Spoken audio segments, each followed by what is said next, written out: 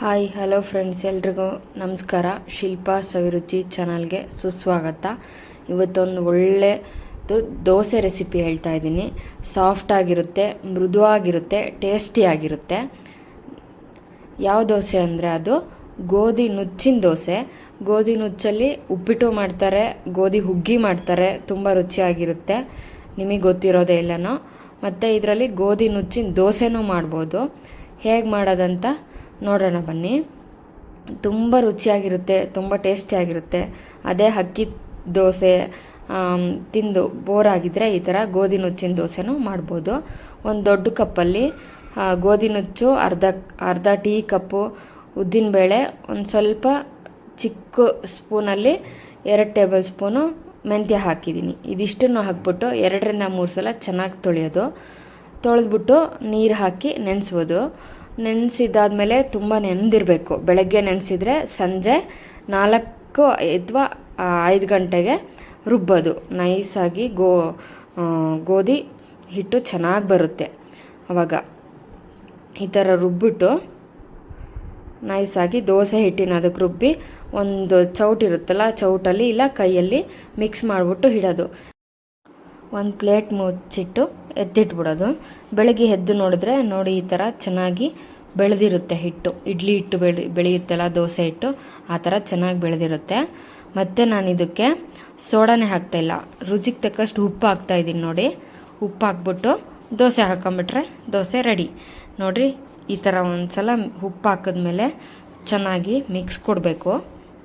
ನಾನು ಇದಕ್ಕೆ ದೋಸೆ ಹಿಟ್ಟಿಗೆ ಸೋಡಾನೇ ಹಾಕ್ತಾಯಿಲ್ಲ. ಯಾರ್ಯಾರು ದೋಸೆ ತಿಂದರೆ ಗ್ಯಾಸ್ಟ್ರಿಕ್ ಆಗುತ್ತಲ್ಲ, ಕೆಲವೊಬ್ಬರಿಗೆ ಸೋಡಾ ಎಲ್ಲ ಇದ್ದರೆ ಗ್ಯಾಸ್ಟ್ರಿಕ್ ಆಗುತ್ತೆ, ಅವರು ಇಷ್ಟಪಡದೇ ಇರೋರು, ಗ್ಯಾಸ್ಟ್ರಿಕ್ ಆಗುತ್ತೆ ಅನ್ನೋರು ಈ ಥರ ದೋಸೆ ಮಾಡ್ಕೋಬೋದು. ಹಿಟ್ಟು ನಾರ್ಮಲಾಗಿ ಚೆನ್ನಾಗಿ ಬೆಳೆದ್ಬಿಟ್ರೆ ನಾವು ಅದಕ್ಕೆ ಸೋಡಾನೇ ಹಾಕದೆ ಹಂಗೆ ಚೆನ್ನಾಗಿ ಬರುತ್ತೆ ದೋಸೆ, ಇಡ್ಲಿ ಮತ್ತು ಪಡ್ಡು ಎಲ್ಲ ಚೆನ್ನಾಗಿ ಬೆಳಿಬೇಕು ಹಿಟ್ಟು. ಆವಾಗ ತುಂಬ ರುಚಿಯಾಗಿರುತ್ತೆ, ಗ್ಯಾಸ್ಟ್ರಿಕ್ಕು ಆಗಲ್ಲ. ಸೋಡಾನು ಹಾಕೋದು ತಪ್ಪುತ್ತೆ. ನೋಡಿ, ಇವಾಗ ಹಂಚು ಕಾದಿದೆ. ಒಂದು ಡ್ರಾಪ್ ಎಣ್ಣೆ ಹಾಕ್ಬಿಟ್ಟು ಈರುಳ್ಳಿ ತಿಕ್ಕಾಗಿದೆ. ಚೆನ್ನಾಗಿ ದೋಸೆ ಹಾಕ್ತಾಯಿದ್ದೀನಿ. ಮತ್ತು ಬೆಣ್ಣೆ ಇದ್ದರೆ ಬೆಣ್ಣೆ ಹಾಕ್ಕೋಬೋದು. ನಾನಿಲ್ಲಿ ಬೆಣ್ಣೆ ಹಾಕ್ತಾಯಿದ್ದೀನಿ. ತುಪ್ಪ ಇದ್ದರೆ ತುಪ್ಪನೂ ಹಾಕ್ಕೋಬೋದು. ಇಲ್ಲಾಂದರೆ ಅಡುಗೆ ಎಣ್ಣೆ ಆದರೂ ಹಾಕ್ಬೋದು. ಯಾವ್ದು ಬಳಸ್ತೀರೋ ಅದು ನಿಮ್ಮ ಮನೆಯಲ್ಲಿ. ಅಡುಗೆ ಎಣ್ಣೆ ಅಂದರೆ ಶೇಂಗಾ ಎಣ್ಣೆ, ಕೊಬ್ಬರಿ ಎಣ್ಣೆ ಯಾವುದಾದ್ರೂ ಹಾಕ್ಕೋಬೋದು. ಬೆಣ್ಣೆ ಹಾಕ್ಬಿಟ್ಟು ಒಂದು ಸಲ ಎಲ್ಲ ಸವರಬೇಕು. ಅದೇ ಸ್ಪೂನಲ್ಲೇ ಸವರಬೇಕು ಒಂದು ಸಲ. ನೋಡಿ, ಇವಾಗ ಎಷ್ಟು ಮೃದುವಾಗಿ ಬರುತ್ತೆ ದೋಸೆ. ತುಂಬ ಸಾಫ್ಟಾಗಿರುತ್ತೆ, ತುಂಬ ಮೃದು ಆಗಿರುತ್ತೆ, ಚೆನ್ನಾಗಿರುತ್ತೆ, ರುಚಿಯಾಗಿರುತ್ತೆ. ನೀವು ಒಂದು ಸಲ ಈ ರೆಸಿಪಿನ ಟ್ರೈ ಮಾಡಿ.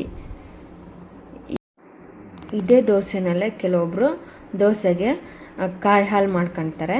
ಇದಕ್ಕೆ ಕಾಯಿ ಹಾಲು ಮಾಡ್ಕೊಂಡು ತಿನ್ಬೋದು.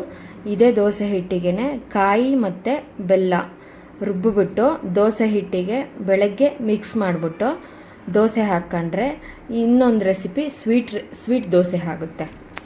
ಆ ಥರನೂ ಮಾಡ್ಬೋದು. ನಾನಿಲ್ಲಿ ಮಾಡಿ ತೋರಿಸಿಲ್ಲ, ಯಾಕಂದರೆ ನಮ್ಮ ಮನೇಲಿ ಸ್ವೀಟ್ ಇಷ್ಟಪಡಲ್ಲ, ಅದಕ್ಕೋಸ್ಕರ ಮಾಡಿಲ್ಲ. ನೀವು ಬೇಕಂದರೆ ಸ್ವೀಟ್ ದೋಸೆ ಮಾಡ್ಕೋಬೋದು. ಅದರಲ್ಲಿ ಕ್ರಿಸ್ಪಿಯಾಗಿರುತ್ತೆ. ಅದಕ್ಕೆ ತುಪ್ಪ ಮತ್ತು ಬೆಣ್ಣೆ ಹಾಕ್ಕೊಂಡು ತಿಂದರೆ ತುಂಬ ಚೆನ್ನಾಗಿರುತ್ತೆ. ಸ್ವೀಟ್ ದೋಸೆ ಹಾಗೆ ತುಂಬ ರುಚಿಯಾಗಿರುತ್ತೆ, ಟೇಸ್ಟಿಯಾಗಿಯೂ ಇರುತ್ತೆ. ಅದರಲ್ಲಿ ಕ್ರಿಸ್ಪಿನೂ ಮಾಡ್ಕೋಬೋದು. ದೋಸೆನ ಕ್ರಿಸ್ಪಿಯಾಗಿ ಚೆನ್ನಾಗಿ ಮೀಡಿಯಮ್ ಫ್ಲೇಮಲ್ಲಿ ಬೇಯಿಸ್ಕೋಬೋದು ದೋಸೆನ. ನೋಡಿ, ಈ ಥರ ಇನ್ನೊಂದು ದೋಸೆ ಹಾಕ್ತಾಯಿದ್ದೀನಿ. ಬೆಣ್ಣೆ ಇರುತ್ತಲ್ಲ, ಅದು ಬೆಣ್ಣೆನ ಎಲ್ಲ ಕಡೆನೂ ಸವರ್ತಾ ಇದ್ದೀನಿ. ಮೀಡಿಯಮ್ ಫ್ಲೇಮಲ್ಲೇ ಮಾಡ್ಕೋಬೇಕು ದೋಸೆನ, ಆವಾಗ ಚೆನ್ನಾಗಿ ಬೇಯುತ್ತೆ. ಜಾಸ್ತಿ ಇಟ್ಬಿಟ್ರೆ ಉರಿನ ಸ್ಟವ್ದು ಒಂದೇ ಕಡೆ ಬೆಂದ್ಬಿಟ್ಟು ಸೀದೋಗೋ ಚಾನ್ಸಸ್ ಇರುತ್ತೆ. ಅದಕ್ಕೆ ಮೀಡಿಯಮ್ ಫ್ಲೇಮಲ್ಲೇ ಮಾಡಬೇಕು ದೋಸೆನ.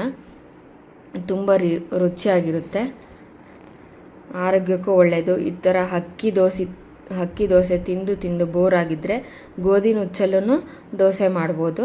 ನೋಡಿರಿ, ನಿಮ್ಗೆ ಈ ವಿಡಿಯೋ ಇಷ್ಟ ಆದರೆ, ಈ ದೋಸೆ ರೆಸಿಪಿ ಇಷ್ಟ ಆದರೆ ಪ್ಲೀಸ್ ಲೈಕ್ ಮಾಡಿ, ಶೇರ್ ಮಾಡಿ, ಸಬ್ಸ್ಕ್ರೈಬ್ ಮಾಡಿ.